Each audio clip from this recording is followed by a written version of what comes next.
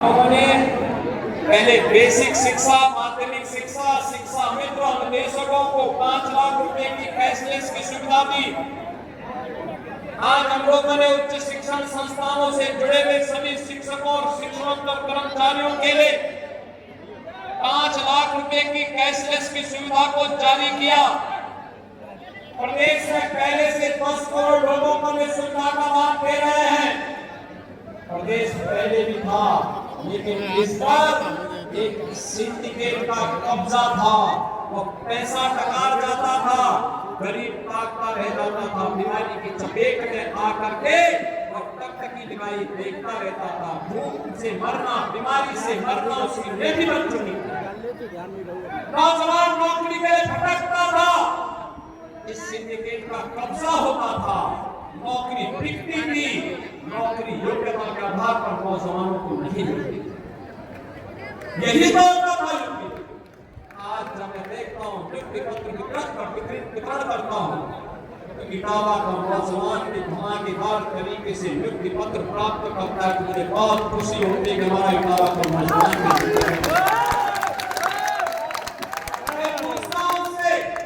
कि भाई क्या कहीं से सिफारिश तो नहीं करानी पड़ी, कहता नहीं, अपनी योग्यता से आया हूं और हम तो धन्यवाद करते हैं कि योग्यता के आधार पर नियुक्ति आज मिल रहा है। आज मैं देखता हूं यूपी की मेरिट सूची आती है तो यहाँ का नौजवान भी उस मेरिट सूची में आता है। अखिल भारतीय प्रतियोगी परीक्षाओं में यहाँ का नौजवान भी भाग लेकर के सफल होता है। 17 के पहले संभव नहीं था। आज जिन मंदिरों के सुंदरीकरण का कार्य हो रहा है, ऐसा पहले भी था, लेकिन पहले यही पैसा कब्रिस्तान की बाउंड्री वाल के लिए चला जाता था। ये पैसा आपके मंदिरों की सुंदरीकरण के लिए नहीं मिलता। 17 के पहले ये समाजवादी ब्रांड को आपकी आस्था की चिंता नहीं थी। 17 के पहले तो इनके जो नजारे थे उसको आप देख सकते थे। कांवड़ यात्रा को ये निकलने नहीं देते, कांवड़ यात्रा पे प्रतिबंध लगाते थे, श्री कृष्ण जन्माष्टमी के आयोजन को रोकते थे, रामनवमी के शोभा यात्रा पर इनके द्वारा प्रतिबंध लगाया जाता था, दुर्गा पूजा के पंडालों को नहीं सजने दिया जाता था, नहीं वहां पे आयोजन होने देते थे। लाठी डंडा उपद्रव शुरू हो जाते थे। आज तो दंगा नहीं हुआ पिछले 9-9 वर्ष में, कोई दंगा नहीं, कोई उपद्रव नहीं, कोई अराजकता नहीं, कोई गुंडागर्दी नहीं। 2017 के पहले बेटी और व्यापारी असुरक्षित, तमाम संभ्रांत परिवार और पश्चिमी उत्तर प्रदेश के अंदर तो हालात ये थे, और संभ्रांत परिवार अपनी बेटी को दूर रिश्तेदारी में या छात्रावास में भेजता था पढ़ने के लिए। बहनों और भाइयों, आज बेटी सुरक्षित वापस अपने माँ बाप के संरक्षण में रहकर के अपने घर से स्कूल जाती है, कॉलेज जाती है। व्यापारी अब अपने घर से प्रार्थना करके नहीं निकलता है कि प्रभु शाम को आऊं तो अपने बाल बच्चों का मुंह देख सकूं। आज व्यापारी भय मुक्त है, क्योंकि सरकार की घोषणा है कि बेटी और व्यापारी की सुरक्षा में सेंध लगाई तो 2 ही जगह होगी, या जेल होगी या जहन्नुम होगा। इसकी कोई जगह नहीं होगी। ये जो सफाई सिंडिकेट था, ये कभी भी इस प्रकार की घोषणाएं नहीं कर सकता था, क्योंकि गुंडे तो सब उनके साथ ही जुड़े हुए थे। तो समय सफाई मीडिया करवाई, लोगों में कहावत चल पड़ी थी और बदनाम इटावा होता था, बदनाम मेनपुरी होता था। करता था कोई, हरता था कोई। लोग आपको शक्ति निवास से देखते थे। आज बहनों और भाइयों कोई शक नहीं, कोई किसी प्रकार का संदेह नहीं। इटावा को भी वही सम्मान है जो लखनऊ वासियों को प्राप्त हो रहा है। मैनपुरी वालों को भी वही सम्मान है जो प्रयागराज वासियों को प्राप्त हो रहा है। कोई समस्या नहीं। विकास के कार्य त्वरित रूप से चल रहे हैं और विकास किसी प्रक्रिया को बढ़ाने के लिए हम सब आज आपके पास आए हैं। 604 करोड़ रुपए की परियोजनाओं का उपहार आपको प्रदान करने के लिए आए हैं। और बहनों भाइयों, इस 604 प्रकार की परियोजनाओं 604 करोड़ की परियोजनाओं को इसलिए भी देना चाहते हैं क्योंकि हम पर कर्ज है आपका। आपने भारतीय जनता पार्टी पे विश्वास किया, भारतीय जनता पार्टी अपने विश्वास कर और विकास की उसी प्रक्रिया को आगे बढ़ाने के लिए। बहनों और भाइयों, आज आप देख रहे होंगे आज फरागेरा तरीके से यहाँ पर एक नई व्यवस्था आगे बढ़ रही है। याद करिए, कभी स्वर्गीय मुलायम सिंह जी ने सिपाही में ग्रामीण आयुर्विज्ञान संस्थान बनाने का एक निर्णय लिया था। 5 वर्ष तक अखिलेश जी भी तो मुख्यमंत्री थे, उनको फुर्सत नहीं थी इसको आगे बढ़ाने। और हम लोगों ने यहाँ पर 500 बेड का सुपर स्पेशलिटी ब्लॉक 490 करोड़ रुपए की लागत से हम लोगों ने पैसा देकर के इसको पूरा करवाने का काम किया है। 232 करोड़ की लागत से 300 बेड गायनी ब्लॉक को भी यहाँ पे बनवाया है। अब यहाँ का आयुर्विज्ञान संस्थान तेजी के साथ आगे बढ़ रहा है। 540 गांवों में यहाँ पे 1000 करोड़ रुपए की लागत से जल जीवन मिशन के अंतर्गत कार्य चल रहा है और 2,35,000 परिवारों को हर घर नल की योजना से जोड़ने का प्लान है। चतुर्थ पेयजल इस कार्य को हम पूरा करने जा रहे हैं। बहनों और भाइयों, आज बुंदेलखंड के लिए सीधी कनेक्टिविटी बुंदेलखंड एक्सप्रेस वे के रूप में आपके पास है और यहाँ पे हम लोग भरतना और ताखा में यहाँ पे हम लोगों ने एक इंडस्ट्रियल कॉरिडोर का निर्माण यानी औद्योगिक अवस्थापना के लिए एक क्षेत्र क्लस्टर को विकसित करने की कार्रवाई को भी आगे बढ़ाया है।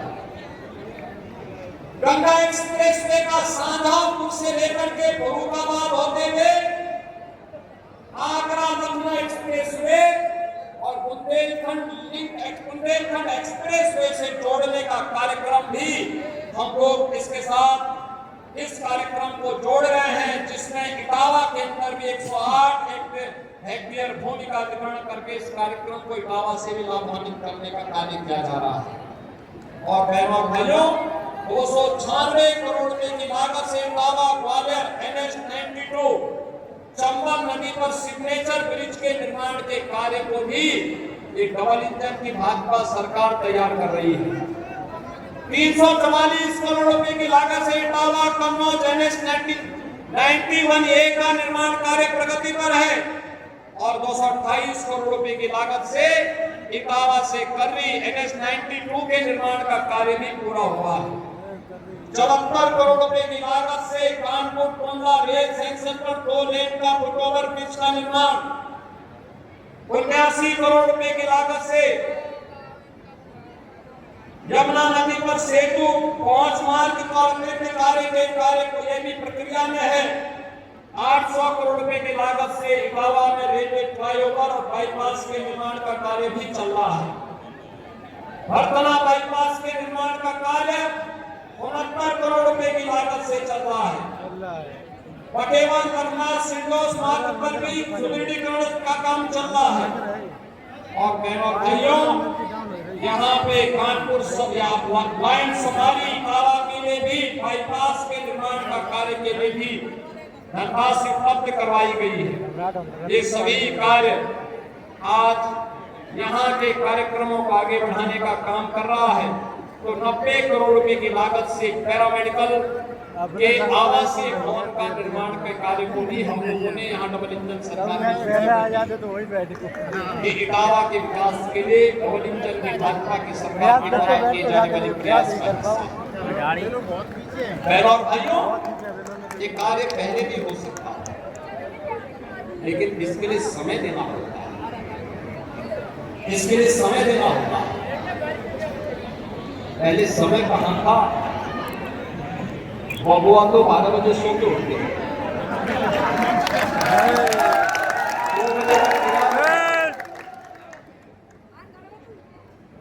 5 बजे जिम चले जाते थे, 7 बजे महफिल जम जाती थी। तो जनता के लिए और विकास के लिए कहां समय था? और यही है कहानी तो पहचान का संकट आपके सामने और प्रदेश के सामने खड़ा है। बहनों और भाइयों, नौकरी निकलती थी 17 के पहले, चाचा भतीजे की जोड़ी निकल पड़ती। मेरी के आधार पर मिलती नहीं मिलती थी तो कोर्ट को रोक लगानी पड़ती थी। नौजवान नौकरी से वंचित, हर जिले में गुंडा माफिया पैदा कर दिए गए। Sand mafia, land mafia, cattle mafia, forest mafia, इन्होंने जीना हराम करके रखा हुआ था। और आज कॉल कर ले यार, काट दे। मैं भारत का नया यूपी और प्रधानमंत्री जी की संकल्पनाओं को पूरा करने के लिए आज विकसित भारत की संकल्पना को पूरा करने के लिए विकसित उत्तर प्रदेश टॉप 3 से टॉप यानी बॉटम 3 से टॉप 3 की इस यात्रा को आगे बढ़ाने का उत्तर प्रदेश पहले हर पायदान पर सबसे पीछे, आज हर पायदान पर सबसे आगे यूपी है। यूपी आगे है और यूपी की इस यात्रा को आगे बढ़ाने के लिए जितनी भूमिका कानपुर की है, जितनी भूमिका लखनऊ की है, उतनी ही भूमिका इटावा और बेलपुर की है। हमारे लिए कोई भेदभाव नहीं, हम कोई भेदभाव नहीं कर सकते, क्योंकि मेरे लिए तो 75 के 75 जनपदों का विकास आवश्यक है। पानी है और प्रधानमंत्री जी ने कहा कि सारी जाति देश में एक गरीब है, एक किसान है, एक महिला है, एक युवा है, इसमें सभी जातियां आ जाती हैं। हर युवा के हाथ को काम मिले, रोजगार मिले, नौकरी मिले, पीएम स्टार्टअप की योजना, पीएम स्टैंडअप की योजना, डिजिटल इंडिया की योजना, मिशन रोजगार का कार्यक्रम, उत्तर प्रदेश के अंदर सीएम युवा उद्यम स्कीम, 1 डिस्ट्रिक्ट 1 प्रोडक्ट, विश्वकर्मा श्रम सम्मान की स्कीम और मिशन रोजगार के अंतर्गत हर नौजवान को नौकरी का लाभ देना। प्राथमिकता के आधार पर सभी कार्यक्रम आगे बढ़ रहे हैं, कोई भेदभाव नहीं, कोई भेदभाव नहीं। जो नियम लखनऊ और गोरखपुर के नौजवानों के लिए है, वही इटावा और मैनपुरी के नौजवानों के लिए भी है। विकास का जो पैमाना वहां के लिए, वही पैमाना लखनऊ और इटावा का भी है। बहनों और भाइयों, हमने अन्नदाता किसानों के कर्ज माफ किए तो जितना गोरखपुर का हुआ उतना ही इटावा और मैनपुरी का भी हुआ। कोई भेदभाव नहीं। किसान सम्मान निधि का लाभ मिल रहा है लघु और सीमांत किसानों को, वह बराबर मिल रहा है। हमने कहा हम पॉलिसी लेकर के आए, हमने कहा कि हम निजी ट्यूबवेल धारक किसानों के कर्ज माफ करेंगे और प्रदेश में 16 लाख किसानों को पूरी तरह बिजली मुक्त देने का काम नहीं है। यहाँ नीति के आधार पर जब सरकार कार्य करती है तो नियंता भी सहयोग करता है, कोई भेदभाव नहीं। हर एक को सुरक्षा, हर बेटी को सुरक्षा है, हर बेटी को सम्मान है, उसके स्वावलंबन के लिए आगे बढ़े हैं। विरासत को सम्मान देने का काम कैसे होना चाहिए? आज आप देखते होंगे सैनिक स्मारक हो, शहीद सैनिकों के स्मारकों को सम्मान देने का काम हो, या फिर काशी में काशी विश्वनाथ धाम, अयोध्या में श्री राम जन्मभूमि में भव्य राम मंदिर का निर्माण, मां विंध्यवासिनी में मां विंध्यवासिनी मंदिर के कॉरिडोर का निर्माण, या फिर मेरी सारण्य में उसका भव्य स्वरूप, या मथुरा वृंदावन के विकास की एक नई कार्य योजना के साथ उसको आगे बढ़ाने का बिना भेदभाव। राज्य पहले भी था, लेकिन पहले विरासत का भी अपमान होता था, पर्व और त्योहार को असमय रोक दिया जाता था, नौजवान के रोजगार पर डकैती पड़ती थी, अन्नदाता किसान बदहाल था, कारीगर बेरोजगार था, और बहन और बेटी अपने आप को सुरक्षित महसूस करती थी। कैसे उत्तर प्रदेश आगे बढ़ा? आज धवल इंजन सरकार के नेतृत्व में कार्य हो रहा है और मैं आपको आश्वस्त करने के लिए आया हूं। बहनों और भाइयों, इस विकास को और तीव्र करने की आवश्यकता है। जितना बेहतर कनेक्टिविटी है, और इटावा तो एक जंक्शन बन रहा है हरेपुर से, इसका लाभ उठाने की आवश्यकता है। इसके लिए डबल इंजन सरकार को और ताकत की आवश्यकता है, और उस ताकत के लिए आपका आह्वान करने के लिए मैं आया हूं।